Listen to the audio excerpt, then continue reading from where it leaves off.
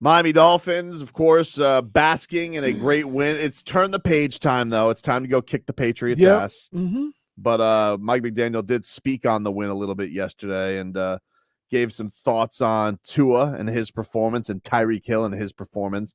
And apparently got wind from the Cheetah that before that little touchdown bomb, that Cheetah was ready to go run. The Cheetah was ready to play. He was Mike McDaniel. Tyreek Hill started making it very known that he was ready to make a play. And I fancy myself as a great listener. So that throw culminated kind of a team effort that is very, very important, playing off of each other in the various phases. That they're important to winning close games like that. Yeah, it was huge because they throw up the interception, and then you get the huge sack from Kader Kohu. They get the short field, and boom, one strike. Quick, boom, one strike. And I would like to know, just out of curiosity, what was that cornerback doing? What do you think he was just going to back up and go chase him? Mm-hmm. I mean, Tyreek Hill just ran by him like it was practice. Yeah. I wonder what the other side is. I know one thing. I wouldn't let Tyreek Hill go willy nilly. I try and avoid that. You can't jam him though because he's strong. He's amazing. Yep. He really is. Now, I asked you this on Monday or last Thursday. You think Chiefs fans wish they had Tyreek Hill? I think the response is always going to be a snooty. We won the Super Bowl without him. That's what I think. It's a great argument, but there's no way you don't miss watching that guy play. He's so much fun. So like even Patrick Mahomes is entertaining too, and he does his sidearm throws and he talks like a frog. No offense, Marcos. But Tyreek Hill is like, he really is like, he's the greatest show in the NFL. It's so much fun to watch him week in and week out. And like, look, the Super Bowl is only one day, but I got 18 days of Tyreek Hill.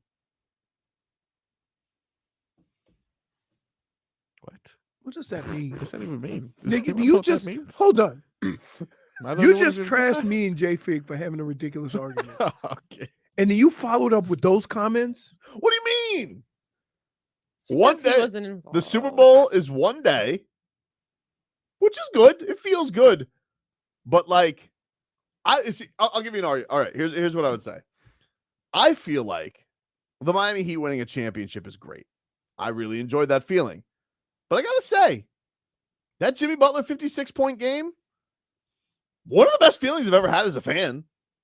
Championships are cool, but when you watch greatness week in and week out, yes, still pretty awesome. That's what I look forward to watching sports. So like, because you never know when it's going to happen. I kind of feel like 18 days of Tyreek Hill is better than a Super Bowl. I would like both. You are a buffoon if you think that there's people in this league that would rather watch Tyreek Hill than win a Super Bowl. Isn't that your argument? No, like you were just saying, you don't think Chiefs fans miss him? I think Chiefs fans, like, he's just here's what I would say. They didn't win the Super Bowl. Yeah. Right? And I guess they assumed, like, we can do without Tyreek Hill because we won a Super Bowl. But the fact of the matter is look at them now, and it would really suck if that team went sideways because there's nobody to throw it to. Mm-hmm. That's why I'm saying you think they're like. You weren't saying that 18 days of Cheetah is better than one Super Bowl? No. There's only one Super Bowl Sunday. But there's 18 days of Cheetah. I've never been at there, least. So I only know about the 18 days. I did have a few days with Randy Moss. That was pretty good, right? Oh, yeah. Yeah. It was awesome. In fact, I would say if you're a Patriots fan, you've had, 6 Super Bowls? Even though Tom Brady did leave you and still win one. And the best but season the most was entertaining season was with Randy Moss. Yeah. They broke every record. Sexy Sauce says that 56-point game was the best sporting event I've ever attended in my life. Me too, dude. It was really great. I'm trying to think. What was the best sporting event that I've ever been to? Damn. Without I just thought of both of my best sporting events that I've been to, and they're like not good on my end as a fan. One of them was a Notre Dame versus Miami game that was crazy at the Hard Rock. Why was that not good? Didn't make it to the game. Blacked out, drunk prior to the game. Even it was a crazy night, right? Mhm. Another one that I went to was with my father. It was in the Orange Bowl. Hurricanes made a miraculous comeback. Frank Gore scores that touchdown in overtime. Was that at Florida State? Florida State. I left early. I was at that game too. Yeah. So I'm a bum fan. Wow. So I'm trying to think. I really can't. Oh, Wade. That counts. I was a security guard for that. For what? His final game, when he jumped on the table and kind of stumbled there. When he got hurt? Yeah, exactly. I can't. You know what's funny? That I've watched sports my whole life and been a part of sports. Mm-hmm. That I can't, like, how you guys are talking about things. Like, You don't have one as a fan just attending that comes to mind? I mean, no. It was Terrence Crawford, Errol Spence, wasn't it? Oh, that was bad. No, I've been to Tyson fights. Yeah. I went to a Muhammad Ali fight when I was a kid. Ali. Yeah, So in the jealous. Superdome. Look at Jealous this of that. guy. Yeah, so but I don't like, as far as great like moments, like I can't, it doesn't stand out like that for me, because like no, it doesn't. Like it's the craziest thing. Like I don't. The way I think about it is I think about being on the wrong side of it, right? Like being up 17 points with 5 minutes left to go in the game against the Canes and losing, right? The week before that, our field goal kicker, it's a 39-yard field goal to beat Notre Dame. We never lost another game and finished second in the country. Like stuff like that. Right? Or Minnesota. Look at this. Right? Look at this pathetic crew. I was on the team that we were the first team to go 15-1 that don't make the Super Bowl. That's crazy. Right. Look at this pathetic crew. You got Tannenbaum. You got Damian Woody. Jet up! Let's get to some headlines brought to you by the new Palmetto Ford Truck Super Center. Why buy your truck at a car store? Palmetto Ford. Hold on. What happened? I lost my screen. Just say we know trucks. But I got to do it right. We know trucks. Miami Dolphins, they are off today. They'll be back on the practice field tomorrow, getting ready for Sunday Night Football. Mike McDaniel, though, he was explaining his decision. Wheelbarrow Mike was back. If you don't remember Wheelbarrow Mike, guy's got onions. So big, according to Tyreek Hill, he needs a wheelbarrow to carry him around. And during week one, he decided, you know what? I'm not going to let the Chargers get away with giving us some clock. I'm going to get some points out of this. Here was Mike McDaniel's decision to go for the points at the end of the first half. I should have been more prepared. Oh, I was checking on Vlad. I'm so sorry. Yeah, okay. Listen, He Vlad, you can check on Vlad all you want. We'll talk about his season, which has crumbled to an end already prematurely. But first, we talk about the greatest game of the weekend, which was the Miami Dolphins, of course, outgunning the Chargers. And do you have Mike McDaniel? Yeah, dude. I think it's important that you play to that you constantly evolve as a coach and a play caller. And at that point in time, thought that our guys would block them well enough to pump the ball down the field and see if our playmakers could do something with it. There'd been a good amount of plays made by the skill positions in the first half, and so. Shame on me if I just mail it in. So it was great execution by a lot of people on those plays, and good job about Waddle running fast and getting out of bounds, and then good job with Eric putting enough stress on the defense that they had to hit him before the ball got there. Now, what are you doing? Let me explain to you what's amazing about that. He made one of the best athletes in the league just seem nominal. Thank you for running fast. That's right. Right? Like, no, that's not. Thank you for doing that Jalen Waddle thing that you do. Yeah. Like, he just kind of dismissed this guy's abilities. Jalen Waddle, you do really fast things, and then you do the penguin dance. Right. That's what you do. We haven't seen it yet. I know. It's only Good game by Jalen Waddle. Good game. And not Tyreek Hill. I mean, but maybe this week is going to be Jalen Waddle. I will say this is that be careful with that. Here's why. Jalen Waddle never goes down the field. He's always crossing underneath the guy that Tyreek Hill's clearing out. And so the balls that they catch are totally different. You see what I mean? Yeah. You've never seen Jalen Waddle catch a deep ball. He usually is. He's usually crossing over and running away from everyone. Right. But that's just his thing. So, if I'm McDaniel said. Huh? That's what Mike McDaniel said. Be fast, get out of bounds. Be fast, go down the field. But it's like he's made something that is extraordinary, nominal, like average. By just saying it like that, like that's no small feat. What these two guys do on the football field, and he just kind of nonchalantly, we see that every day. Here is Raheem Mostert. Raheem Mostert with a lot of praise for his quarterback yesterday, and happy with Look at it. What? He threw 466 yards. Duh. Yeah. Well, you don't want to hear it? Sure. We can hear. Host it with the Mostert. He has that mindset of going out there and getting it, and being dominant. He's a guy that puts a lot on his shoulders, but at the same time he can handle it. And so you see what he's doing out there, and it's just amazing. I mean, to go from year one to year two in the way that he's doing it. He had a good start at the beginning of the year last year, but I mean, yesterday was an even better start. So you can only grow from there, whether that be, in the pass game, the run game. He's going to do what he has to do, and he's going to make the right calls, and we believe in him. So, yeah, you should. He's good. We believe in you too, Raheem. We never wanted anybody else, dude. Never want Dalvin Cook yesterday. Hey, question: who should feel worse? The Jets fans, or the Jets O-line? Oh, that O-line was so bad. So bad. That O-line was so bad. So bad. So bad. You think Zach Wilson will say, see what I had to deal with? Not my fault. By the way, Raheem Mostert also given some praise to his O-line, which was really good. Here's Mostert. Look at what happened yesterday.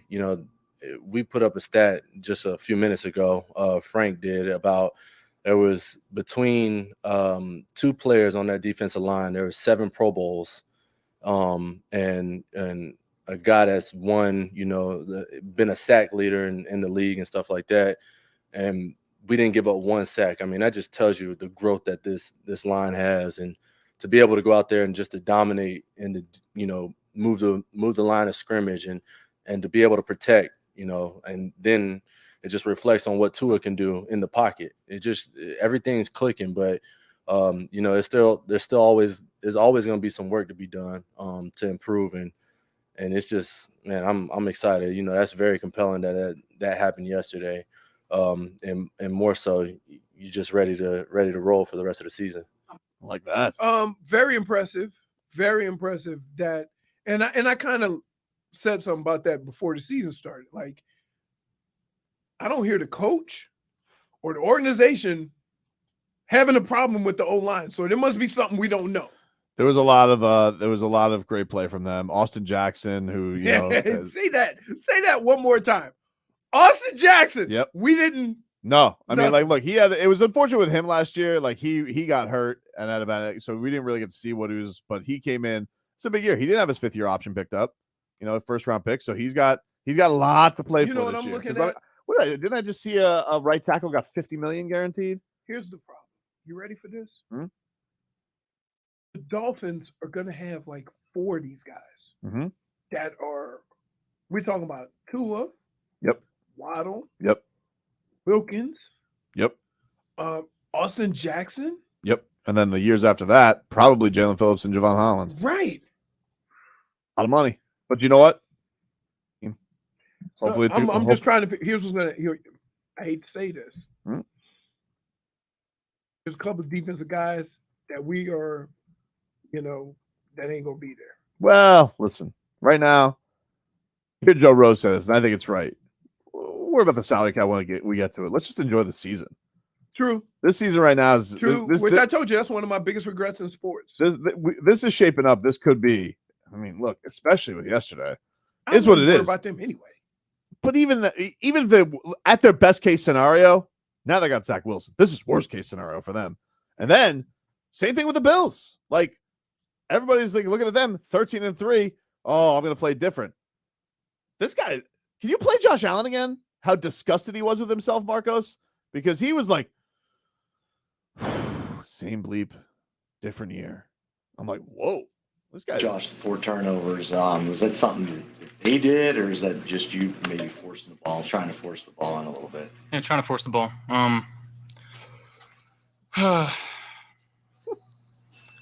Yeah, same same place, different day. You probably need a little more bass in that, right?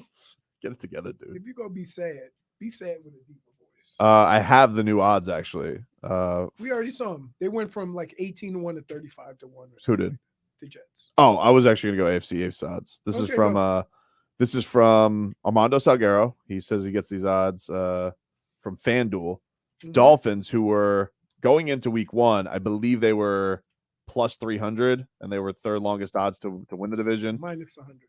Now they are plus 140, the favorite. Plus 140. Bills are plus 145.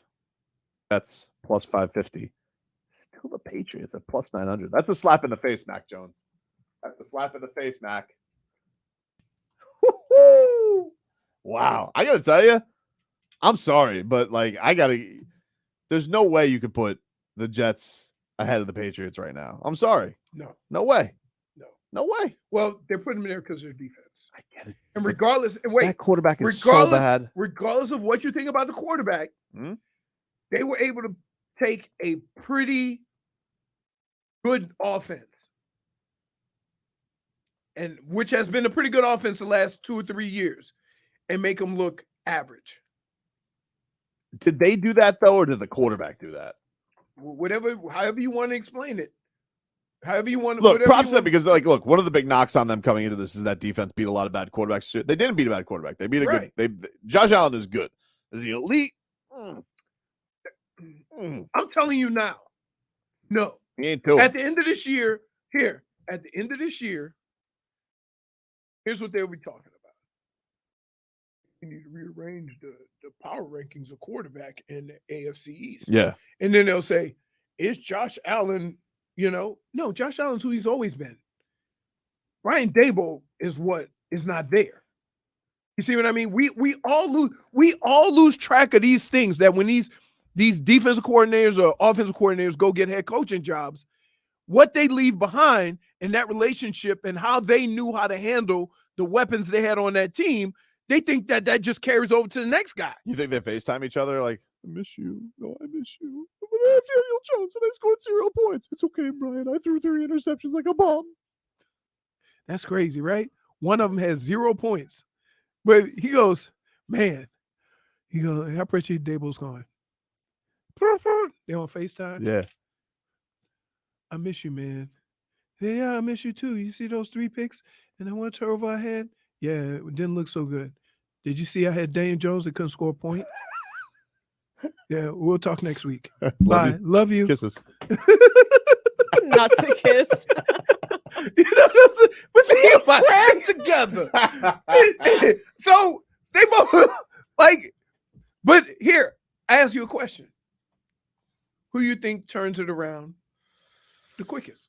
The Giants or Buffalo? I'm going to say Buffalo because they got a better defense. They got a better defense. So even if their quarterback ends up having a bad year, I don't think Buffalo will be a disaster this year. I don't think they'll be a disaster, but that quarterback has a huge flaw, and I just don't know how you can trust him taking you all the way. It's the same flaw he had when he got into the league. Man, certain aspects of a quarterback don't change. If you've been playing a position for 15 years of your life, right, and you're known as a non-accurate quarterback, it doesn't just all of it. Why in the hell? And I'll give you a perfect example of this. Why in the hell did Tim Tebow, after 20 years of playing quarterback, have to learn how to throw? You think he was just going to pick up on that? I think that was the lowest SportsCenter ever was when they broke into Tim Tebow's throwing session. Right. Tim Tebow debuts a new throwing motion on SportsCenter. Right. Oh, no, I take it back. It's actually when SportsCenter broke in to watch Tim Tebow play for the St. Lucie Mets. Oh, that was even worse. So yeah, there's just certain things certain skills that you have. For example, There ain't no point in my career was I ever going to be faster. Right? It's just not going to happen. So if I had the moniker when I came into the league, not that fast, it wasn't going to never change. When you have a quarterback that they've been deemed not an accurate passer, name one that became accurate.